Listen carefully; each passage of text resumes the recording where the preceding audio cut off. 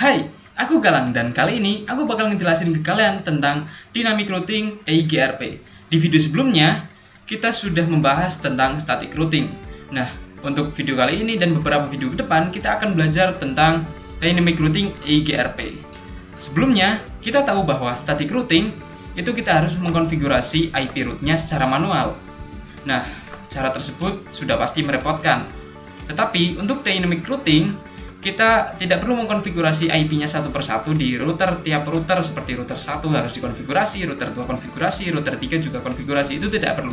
Kita hanya mengkonfigurasi di satu router saja, maka semuanya akan secara otomatis menambahkan IP route yang baru.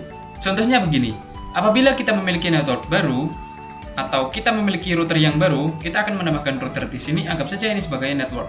Nah, di router ini kita akan menambahkan network yang baru. Apabila kita menggunakan static routing, kita harus mengkonfigurasinya satu persatu, mulai dari router 4, kemudian kita akan config di router 3, router 2, dan router 1 untuk menambahkan IP route-nya. Nah, itu pasti sangat merepotkan. Tetapi, untuk dynamic routing sendiri, kita hanya perlu mengkonfigurasi di satu router saja, yaitu router 4. Maka semuanya akan otomatis terupdate atau mengikuti daftar IP route yang baru saja kita tambahkan. Jadi intinya, static routing kita harus mengkonfigurasi IP route-nya secara manual, sedangkan untuk dynamic routing, IP-nya akan terkonfigurasi secara otomatis. Di sini aku udah punya topologi, yang dimana ada router 1, router 2, PC1, dan PC2. Untuk routernya sendiri, aku memakai router 2911. Kita akan hubungkan kabelnya terlebih dahulu. Dari router 1 ke router 2, kemudian untuk router 1 ke PC1, dan router 2 ke PC2. Selanjutnya, aku akan menjelaskan IP-nya di sini. Untuk PC1 akan menggunakan IP 192.168.10.2/24. Kemudian untuk PC2 akan menggunakan IP 192.168.20.2/24.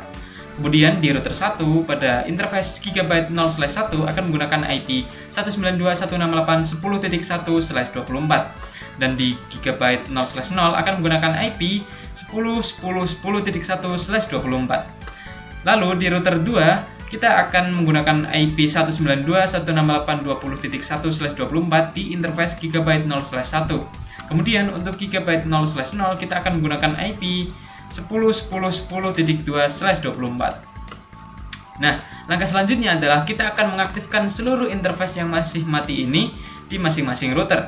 Caranya yaitu kita masuk ke router, kemudian CLI, lalu enter, enable, masuk ke global configuration. Nah, di sini interface yang masih mati atau yang perlu kita nyalakan adalah Gigabyte 0/0 dan 0/1. Maka kita ketik interface range Gigabyte 0/0 sampai 1. Lalu kita enter, kemudian kita ketik no shutdown agar kabelnya menyala. Untuk yang 0/0 belum menyala karena di router 2 0/0 sendiri masih belum menyala juga. Kita pindah ke router 2, kemudian CLI, lalu kita enter, enable, conft. Kita masuk ke interface range Gigabyte 0/0 sampai 1. Lalu kita masuk ke interface range Gigabyte 0/0 sampai 1. Kemudian kita enter, lalu kita ketik no shutdown. Nah, semua kabelnya sudah menyala menjadi hijau. Selanjutnya kita akan memasukkan semua IP ini ke masing-masing interface, mulai dari Gigabyte 0/0, 0/1, kemudian di router 2 juga. Lalu yang terakhir kita akan konfigurasi IP di PC1 dan PC2. Kita masuk ke router 1. Kemudian yang pertama kita exit, lalu kita akan konfigurasi di Gigabyte 0/0 terlebih dahulu. Interface Gigabyte 0/0 kita enter, kita tambahkan IP-nya yaitu 10.10.10.1/24 255.255.255.0. Kita enter. Kemudian kita masuk ke interface Gigabyte 0/1. Kita enter. Kita tambahkan IP add 192.168.10.1 255.255.255.0. Nah, IP 10.1 ini yang nantinya akan menjadi gateway untuk PC1. Kita enter, kita close, kita pindah ke PC2, kita exit terlebih dahulu di sini.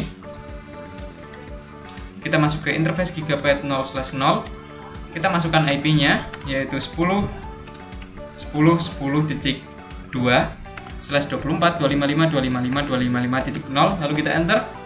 Kita masuk ke interface Gigabyte 0/1. Kita tambahkan IP-nya yaitu 192.168.20.1 255.255.255.0.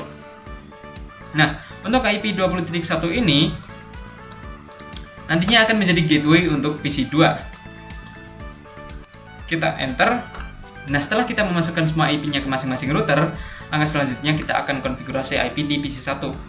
Kita masuk ke desktop, IP config, lalu kita tambahkan 192.168.10.2/24. Untuk gateway-nya, kita akan memakai 192.168.10.1 sesuai yang sudah saya jelaskan tadi.